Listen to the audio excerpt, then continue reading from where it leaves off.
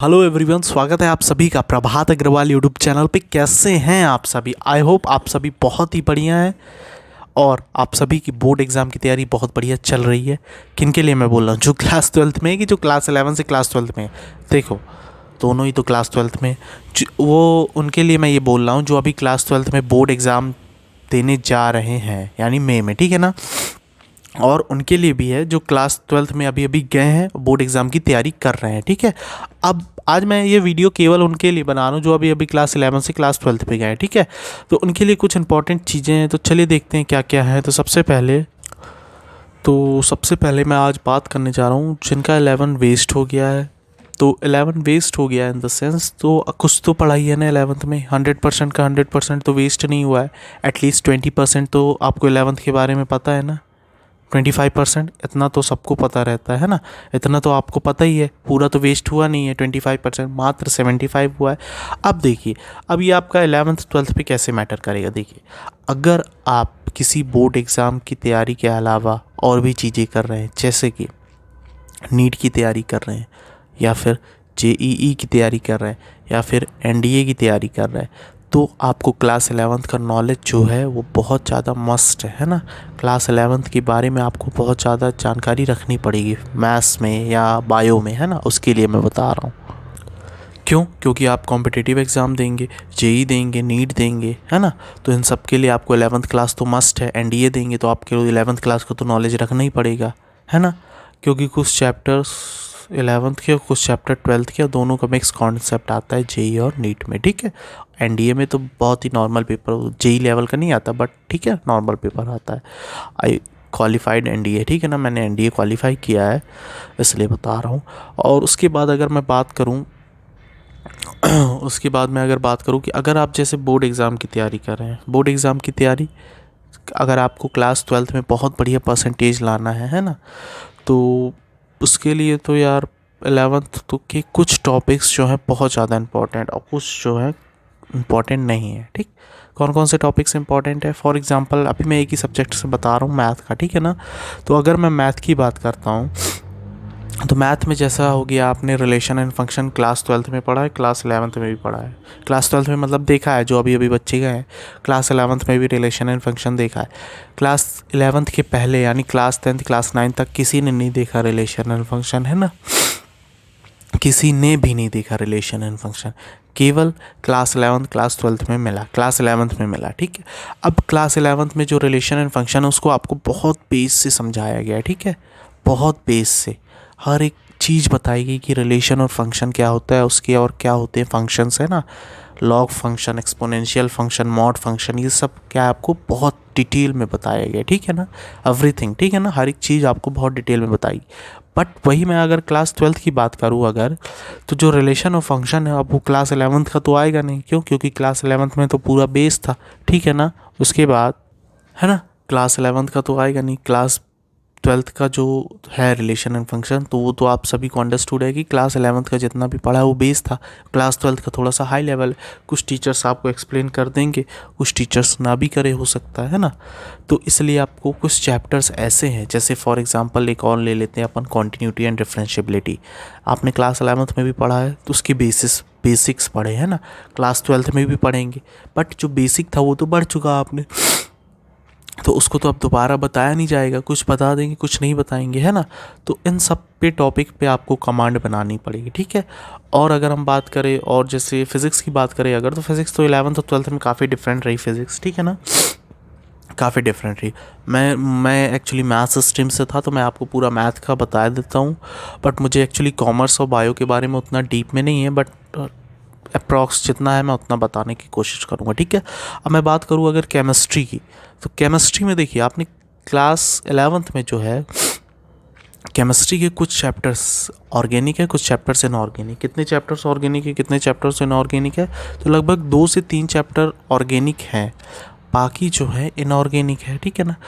और physical chemistry है। But अगर हम बात करें इसकी इधर साइड 12th में, तो ऑर्गेनिक बहुत ज़्यादा है, ठीक है। लगभग 6 to 7, 5 6 7 ऐसे कुछ लगभग चैप्टर्स हैं लगभग 11 12th में, ट्वेल्थ की मैं बात कर रहा हूँ, सॉरी।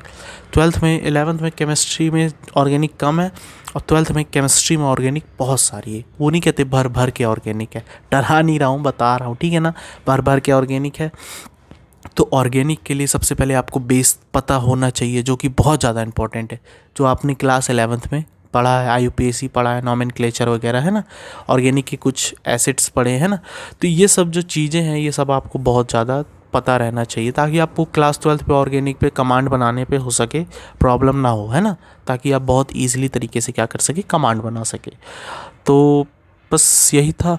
तो आप सभी से जो जो इम्पोर्टेंट टॉपिक्स हैं उन सबको आप अगर बोर्ड की तैयारी कर रहे हैं तो कुछ कुछ इंपॉर्टेंट टॉपिक्स हैं वो अपने टीचर से आप पूछ सकते हैं। नहीं, मैं भी बता दूंगा इस वीडियो पे, आप कमेंट ज़रूर करके बताइएगा, ठीक है ना। तो मैं आपको बिल्कुल बता दूंगा कौन कौन से इंपॉर्टेंट टॉपिक 12th क्लास के 11th क्लास से रिलेट करते हैं, ठीक है। तो उन सब पे टॉपिक पे आप कमांड बनाइए। अभी आपका क्या चल रहा है, अप्रैल चल रहा है, ठीक है। मई और जून आएगा, तब तक छुट्टियां हो जाएंगी, वैकेशन, समर वैकेशन हो जाएगा, ठीक है। उस समय तो क्लास 12th वाले पढ़ाई बिल्कुल मिक्स मतलब छोड़ते नहीं है, ड्रॉप नहीं करते हैं क्लास 12th वाले, स्पेशली क्लास 10 तो क्लास 12th, क्यों, उनके बोर्ड्स होते हैं। अब वो घूमने वगैरह कोई नहीं जाता, ठीक है ना। क्लास 12th की समर वैकेशन एक नॉर्मल वैकेशन के तौर पे, ये सब समर वैकेशन लाइफ में बहुत मिलेगी, ठीक है ना। आपको ये समर वैकेशन पे काफ़ी सारी चीज़ें करने का मौका मिलेगा, काफ़ी सारी चीज़ें आपको कवर करने का मौका मिलेगा। तो उसे आपको क्या करनी है, कवर करना है। और अगर आपने अभी कवर नहीं किया तो फिर तो प्रॉब्लम होगी, क्योंकि क्लास 12th का सिलेबस भी आपको कवर करना है ना, इसलिए, ठीक है ना। तो क्लास 12th का भी सिलेबस कवर करना है, क्लास 11th के जो इम्पोर्टेंट टॉपिक्स है जो क्लास 12th से रिलेट होते हैं वो आप मई और जून में हो सके तो फिनिश कर लीजिए, ठीक है। समय, टाइम मैनेजमेंट बनाना बहुत ज़्यादा इंपॉर्टेंट है। आप बोर्ड की तैयारी कर रहे हैं ना, बच्चे तो रह नहीं गए हैं। क्लास 12th में बहुत बड़ी क्लास होती है ना, मतलब बहुत बड़ी क्लास होती है इन द सेंस, आप क्लास 12th में आप एक रिस्पेक्टिव और एक रिस्पॉन्सिबिलिटिव पर्सन है आप, ठीक है ना। आपको रिस्पॉन्सिबिलिटी पता है अपनी कि आपको कैसे करना है, ठीक है। इसलिए मैं आप सभी को बता रहा हूँ, ठीक है ना। तो आप ये मई और जून का, अभी तो अप्रैल में तो बहुत सारों बच्चों की स्कूलें चल रही होंगी, शायद नहीं भी चल रही हो, सीधे जुलाई में खुले, ठीक है ना। कोविड का भी प्रॉब्लम था तो वो सबसे निकलने के बाद जुलाई में हो सकता है स्कूल खुले, ठीक है। बट अभी कुछ बच्चों की अप्रैल में चल रही है, तो वो बच्चे अपना तो अभी 12th पढ़ रहे हैं, ठीक है। और 11th का जिन्होंने मतलब 11th का जितना भी बचा हुआ है, आप चाहें तो आप बिल्कुल आज ही से, अगर आप चाह ले, आप अगर एक टाइम मैनेजमेंट के साथ चलें तो मैं बता रहा हूँ क्लास 12th में आप बोर्ड एग्ज़ाम्स में बहुत बढ़िया स्कोर कर सकते हैं। मैंने भी स्कोर किया था काफ़ी अच्छा, इसलिए मैं आपको गाइडेंस कर रहा हूँ, ठीक है। इसलिए मैं आप सभी को बता रहा हूँ कि आप 12th के बोर्ड में काफ़ी अच्छा स्कोर कर सकते हैं अगर आपने क्लास 11th के कुछ इंपॉर्टेंट टॉपिक्स को अगर सीख लिया है। और अगर आप नहीं सीखना चाहते तो कोई बात नहीं, क्लास 12th में अगर आप हैं, आप देखिए पढ़ के, अगर आपको समझ में आ रहा हो तो बहुत बढ़िया, अगर आप बोर्ड बस की तैयारी कर रहे हैं, ठीक है ना। बट अगर आप जेई की या नीट की कुछ की इंपॉर्टेंट या एनडीए की तैयारी, तो आपके लिए तो 11th क्लास मस्ट है। अगर वेस्ट हुई है तो उसको आप कवर करिए, वन शॉट वीडियोस देखिए यूट्यूब पे, ठीक है, काफ़ी सारे है ना, मैं भी अभी डालने वाला हूँ यूट्यूब पे वीडियोस। तो आप वन शॉट वीडियोस देखिए, ताकि आपको क्या हो सके, जो आपका पुराने जितना भी बचा हुआ वो सब आपका क्लियर हो सके और आप उसकी परसेंटेज बढ़ाइए। अभी आपको 25% का नॉलेज है, उसकी परसेंटेज बढ़ाइए ताकि आपको क्या हो सके, पूरा नॉलेज हो सके, ठीक है। ताकि आप क्या होगा, आप एक क्लास 12th में या फिर आप अपने जेई नीट में काफ़ी अच्छा स्कोर करेंगे, अदरवाइज़ आप नहीं करने वाले, ठीक है ना। मैं बहुत ही क्लियर बात करता हूँ, मैं फालतू बात नहीं कर रहा हूँ, मैं बहुत क्लियर बात कर रहा हूँ, ठीक है। उसके बाद तो बस मैं यही बता रहा था, और उसके अलावा कुछ है नहीं बताने के लिए, बस इतना ही जो इम्पोर्टेंट था मैंने बता दिया है। तो आप अगर मई और जून के मंथ को आप बहुत ही अच्छे तरीके से विथ टाइम मैनेजमेंट के साथ अगर आप उसको यूटिलाइज़ करना चाहें तो आप कर सकते हैं, अदरवाइज़ आपकी मर्जी, ठीक है ना।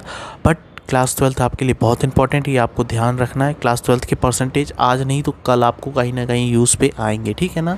आज भले आपको लग रहा होगा 12th क्लास क्या कुछ नहीं, बट आपको क्लास 12th के परसेंटेज लाइफ में कहीं ना कहीं बहुत ज़्यादा इंपॉर्टेंट मैटर करेंगे, चाहे फिर वो एनडीए हो चाहे फिर नीट में, ठीक है ना। क्योंकि परसेंटेज क्राइटेरिया अगर किसी भी एग्ज़ाम में लग गया तो बहुत ज़्यादा आपको मैटर कर जाएंगे। तो आज ही से पढ़िए, अभी से पढ़िए, और जिन्होंने क्लास 11th नहीं पढ़ा उसको क्लास 11th पढ़िए, उसके बेस समझिए, ताकि क्लास 12th को अगर आप 11th कवर करना चाहते हैं तो मई और जून में आपके पास काफ़ी सारा समय है। और समय आपको स्कूल तो जाना नहीं रहेगा, है ना, घर ही पे रह जाएंगे जो महाराष्ट्र बोर्ड के वो कॉलेजेस जाते हैं, ठीक है ना। तो बस इतना ही मुझे बताना था और कुछ ज़्यादा इसके अलावा बताना नहीं था। तो आप सभी बहुत बढ़िया तरीके से प्रिपरेशन करिए, क्योंकि आपका क्लास 12 बहुत ज़्यादा इंपॉर्टेंट है। कहीं ना कहीं आपको परसेंटेजेस का देखने को मिलेगा ही, आज नहीं तो कल कहीं ना कहीं यूज़ पे आएगा। ठीक है, तो इसके बाद फिर मिलते हैं नेक्स्ट वीडियो पे, तब तक के लिए बाय। और अगर अभी तक आपने चैनल को सब्सक्राइब नहीं किया तो पहली चीज़ यार कर लो यार, बहुत लेट कर रहे हो, ठीक है ना। और वीडियो को लाइक और शेयर करना बिल्कुल नहीं भूलना। तो फिर मिलते हैं नेक्स्ट वीडियो पे, तब तक के लिए बाय एंड थैंक यू। ठीक।